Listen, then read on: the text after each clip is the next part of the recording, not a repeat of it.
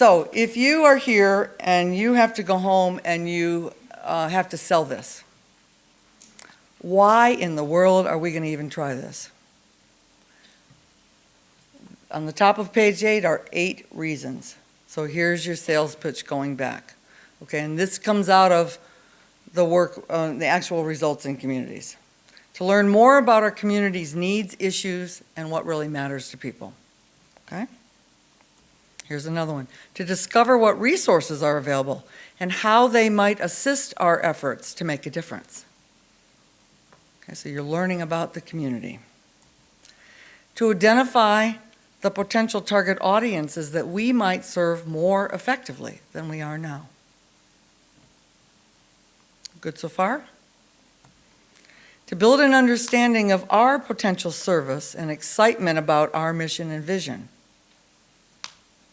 Who's not going to sign on to that, right? The next one's very important. To build goodwill in the community through meaningful public service. And I say that because in a lot of our communities, a lot of our organizations have baggage, negative baggage. And it may have nothing to do with any of us or anyone who is currently involved with your organization. But something happened in the past where somebody made somebody else angry or did something that was not, in the highest professionalism in your organization, whatever it is. There's all this stuff. And when that exists, it takes a long time in a community for that baggage to dissipate and to go away, and for people to give your organization another try, another chance. Okay? So community engagement, if you do this, can really help to turn that around much more quickly than any other thing that we do, including audience development. Okay? And sometimes our survival depends on this. To articulate interpretive concepts, themes, and program ideas that are meaningful both to our internal stakeholders and to the potential community groups and audiences that we want to serve. Okay, there's that shift again about, moving from us being the sole authority and thinking we know what people want to learn.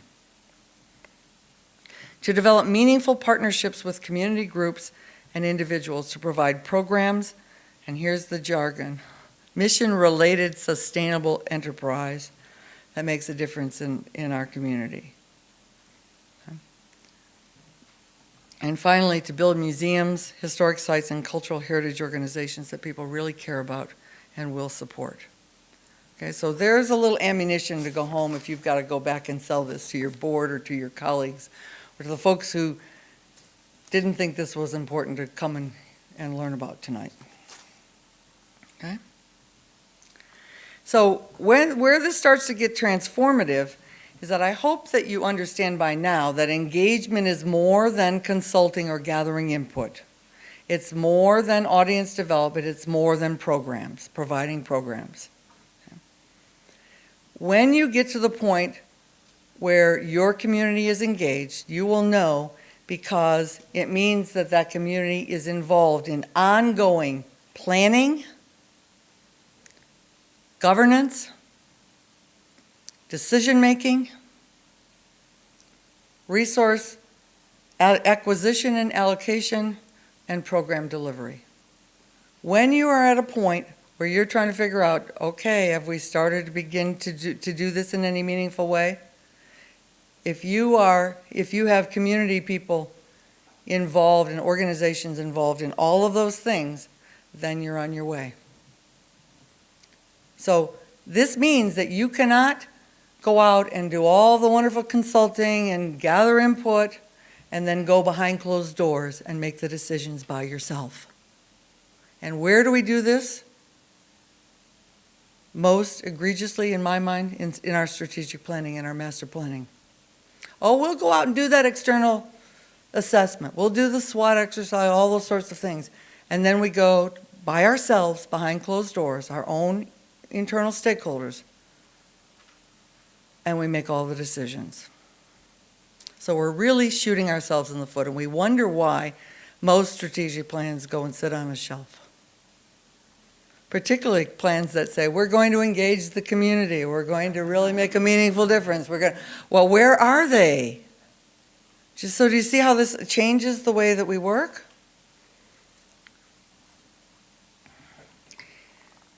It doesn't happen overnight. You have to make a commitment to the long term. There's no short-term fix to this. But if you do it correctly, it will fundamentally change how your organization operates, how you do business. And I think it's also changing the business that we're in. And helping many more of our organizations to become relevant to the communities where we're trying to serve. So that's going to change how you think about collecting, researching, what programs you offer, everything that you do.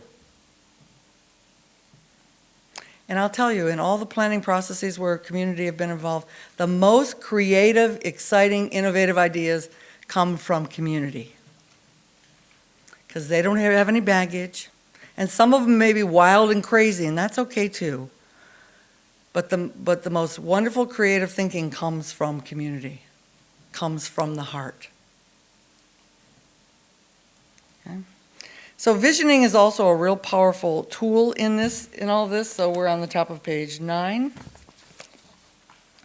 So just remember that of all of the planning tools, visioning is really powerful. If it's inspirational, it creates energy. Whereas missions, they're pretty static. But visioning is where the momentum starts and where the energy is created. And it gets people excited and it builds commitment to your organization. And if it is compelling and it is a shared process with community, it attracts resources like a magnet. I have seen this over and over and over again, far beyond your wildest expectations. If it is not, it's like pulling teeth. You will be struggling and struggling and struggling to keep your head above water and to, it's like you're treading water. Okay? So in terms of community engagement and how to sort of infuse a visioning process with that, these are the questions, and you have them on your sheet. How does your organization want to change the world? Whoa. Who else shares this vision? Why not think that way? It's a wonderful exercise to go through. How can your organization, working with others, not by yourself, address what people care about and make a meaningful difference in people's lives? The community is very insightful in helping you figure this out. Ask for help, and be humble enough to listen. How can then your envisioned strategic relationships, your collaborations, your partnerships build a better community? Don't forget those magic words. They open doors. There may be lots of people in your community, even your neighbors maybe, who have never had any connection with you.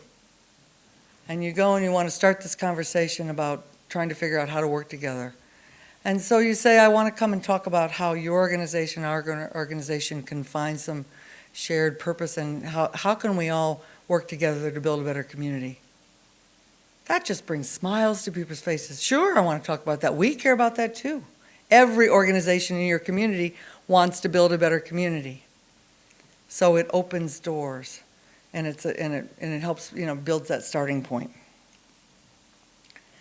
So as we go to the break, and as hopefully you now have some dialogue with others about what we've just talked about, I want you to think about, it's not just about us and our agenda. It has to be about building better communities. Okay? I want you to think about how you can use the spirit of your organization to envision a better future. Okay? And what I mean by that is, when you think about the people whose stories you're telling, the community or the history or the art or the science, whatever is your subject matter, it's not about what people amassed in terms of wonderful things or wealth or any of those things. It's what did they care about in their lives? What legacy did they really want to leave? What was really important on their deathbeds? What's important on your deathbed? What do we all want? I think that we all want to know that in some small way we made a difference. We made a better community, we made a better world. We left something, of good for people.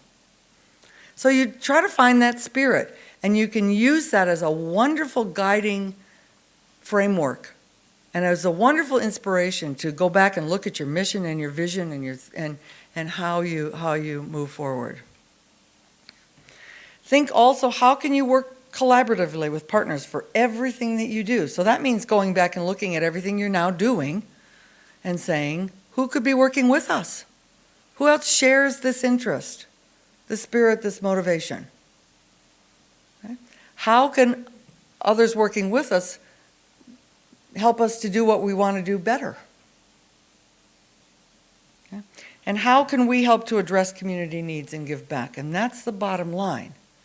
Because if you're not doing that, then I think you should be doing some soul searching about why you should get any sort of public support. And that's where, you have to kind of step out of the box sometimes. What did all of your organizations do in the face of these floods? Did any of you think, oh, somebody else is handling that, that's not my job, that's not our mission? I hope not. The Lower East Side Tenement Museum, in the face of 9/11, when the World Trade Centers came pounding, falling down right on top of them. Did they stop and say, well, somebody else is going to handle this? No. They stopped. They opened their doors. They just responded. They dropped everything they were doing. They stopped doing their business as usual, and it changed them profoundly. And it began to start to lead them on a path of community engagement where now all of a sudden they paid attention to their neighbors and who was there and what were those people needing. And they started to facilitate dialogue about valuing differences. And it led to a whole series of things, and eventually led to forming of the whole worldwide network of the Sites of Conscience, which is a very powerful group now worldwide. And there are stories like that around the world, really powerful stories of organizations that stopped and sometimes had to be sort of hit in the face with, whatever it was that made them stop. And you don't need that sort of disaster or whatever to do this. You can decide you're just going to do it. You're going to wake up and you're going to look around and you're going to pay attention to what's going on and what are the needs in your community. And my God, the needs in this world are tremendous right now. Everywhere. And there's just so much more that we can do. And that's why I think it's critical for us to be thinking about moving toward social entrepreneurship. How can our organizations come together with others and begin to address social needs? There's never been a time in our existence where the needs have been so severe and compelling worldwide. There's got to be more that we can do with the wonderful resources that we are blessed with. So think about that.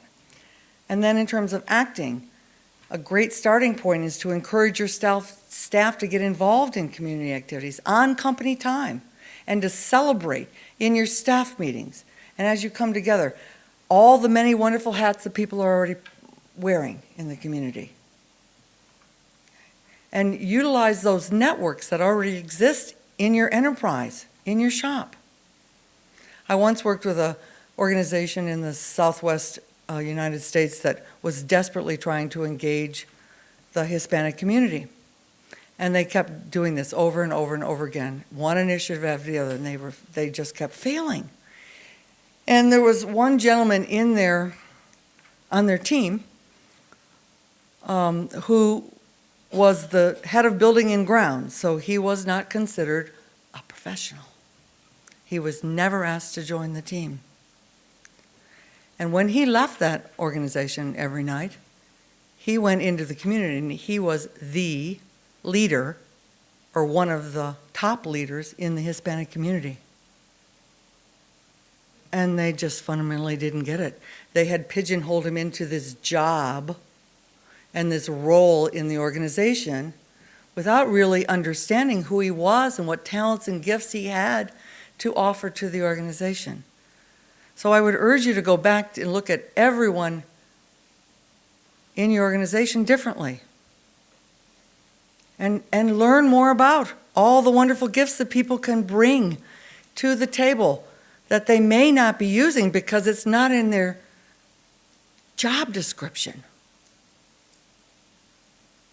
Throw those away. Just start figuring out how to use people's talents and skills and their connections and their networks and their many community hats as leaders, as family members, as scout leaders, as church leaders, as whatever, all the roles that we play. Okay. Work on developing innovative, collaborative programs that focus on what people care about, enduring strengths and enduring issues and community strengths.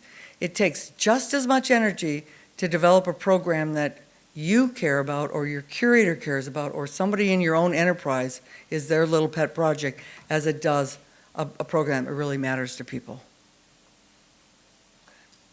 And become a community player. So develop a strategy for sustainable civic tourism. Canada's way ahead of the States in this. You may not realize it, but you are. And what I mean by that are the programs that are where you're using tourism dollars to build better communities, to benefit residents as well as visitors, with the understanding that people are coming to you not only to see the attractions and the cultural organizations that you offer, but they're coming to learn how communities work better. So the places where the energy has gone into building a better community, the visitors come because they're as interested in that as anything that you might have to offer. Okay, so it's sort of shifting, and folks in the States haven't gotten this yet. They're still in this old school put heads in beds mentality, focusing just on tourists coming, not on their own community as tourists or as visitors, as beneficiaries. Okay, so here's the final piece, and we'll leave this up. I'll leave this up for a minute. All the research that's been done on community engagement, here are the critical factors for success. These are the things, as I've looked at a lot of research, that sort of rise to the top. In all the success stories, this is what is there. Integrity. All of this is about integrity. You cannot have an ulterior motive. Developing shared vision and goals. We've already talked about that. Communication. It changes how we communicate and how we meet and how we work with people. It's not going to necessarily be in your shop 9 to 5 or whatever your normal hour. It's 24/7 and it's all over the community. And we have to bend and give and be willing to meet people in their turf as well as ours. So that leads to openness and flexibility. We have to get out of those rigid patterns of how we work and what we do, and there's a prescribed way to do our jobs. Those roles are killing us. They're not helping us. Collaboration. You need to learn about that, and partnerships. Shared resources. So there's an equity issue here. It's not equality, it's equity. Everybody's bringing something that matters. You've got to get involved in community activities, and when you go down this road, you're going down it for the long haul. This is a long-term commitment, and that's why it fundamentally changes what you do and how you do it.